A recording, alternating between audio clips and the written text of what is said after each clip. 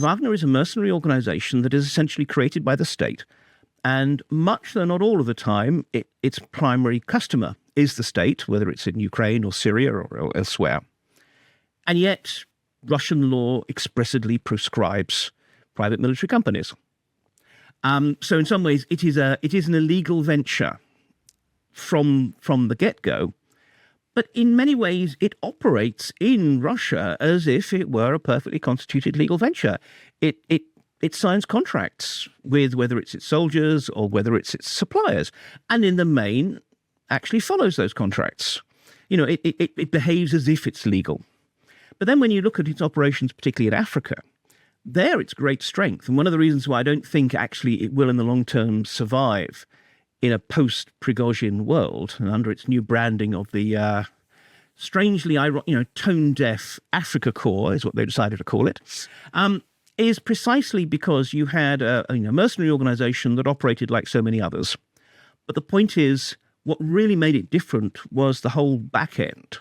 The fact that it was part of Prigozhin's wider business empire, the Concord Group, which meant that precisely you could hire it without having to pay cash on the nail, but instead by providing the rights to a gold mine here or a diamond concession there. That much of the money was then transferred through what could be politely described as untransparent and non-traditional sort of channels.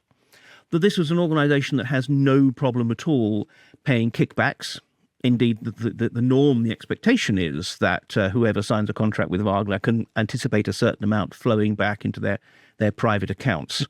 And Prigozhin himself at the heart of this, precisely because of his capacity to, on the one hand, be legitimate enough within the Russian system that he could speak with a certain amount of authority, and people would treat him as a representative of the Russian state in many ways. But on the other hand, sufficiently deniable and illegal that he can use all these questionable ways, whether it's smuggled gold heading via United Arab Emirates to reach Russia and such like. So, I mean, again, hybrid state begat this hybrid structure that was a bit like an organized crime group, a bit like a regular private military company, and it could be whichever one. It could anyway morph from being more one thing than the other as circumstances required.